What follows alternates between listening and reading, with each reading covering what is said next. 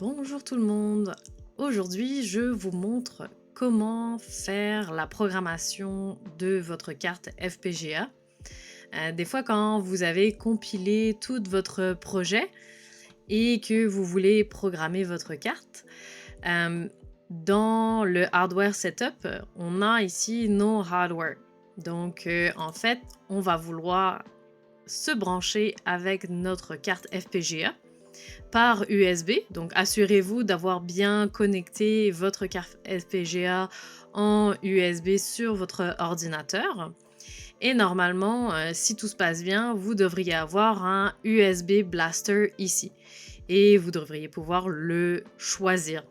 Si vous n'en avez pas, soit vous faites une mise à jour en fait de Quartus. Donc, première vérification, ça va être d'aller sur le site de Intel et de s'assurer que vous avez bien la dernière édition de Quartus Prime.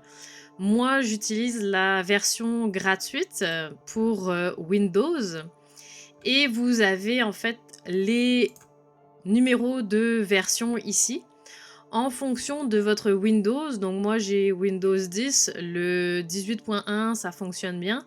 Mais si vous avez Windows 11 et plus, le USB Blaster et le driver, ça va pas fonctionner avec cette version ici.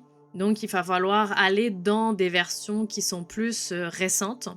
Donc allez télécharger là, les dernières versions de Quartus Prime et ça devrait bien fonctionner pour vous. Sinon, si vous avez bien téléchargé la nouvelle version et que vous n'avez toujours pas ici de USB Blaster, vous allez devoir suivre une autre procédure. La première chose à faire, ça va être d'ouvrir votre gestionnaire de périphériques. Donc sur Windows, vous tapez gestionnaire de périphériques ou Device Manager si il est en anglais là. Donc, assurez-vous que vous avez branché votre carte FPGA avec le USB et vous devriez voir apparaître dans Autres périphériques le USB Blaster avec un petit point d'exclamation jaune. Faire clic droit, mettre à jour le pilote. Ensuite, parcourir mon poste de travail et vous allez parcourir. Vous allez aller dans le disque dur C. Ensuite, Intel FPGA Lite. En fonction de votre version, vous allez dans le dossier. Ensuite, donc pour moi c'est 18.1, Quartus, et vous choisissez le dossier driver. Donc vous choisissez juste le dossier driver, vous n'allez pas plus loin. Faites OK. Suivant. Et ensuite, les pilotes vont s'installer.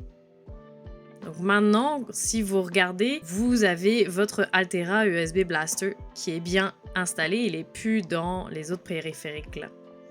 Donc vous allez pouvoir retourner sur votre programmeur, choisir USB Blaster et là, vous pouvez enfin faire Start pour programmer votre carte FPGA. N'hésitez pas à vous abonner pour avoir plus de contenu dans le domaine des STEM. On se voit à la prochaine vidéo. Bye!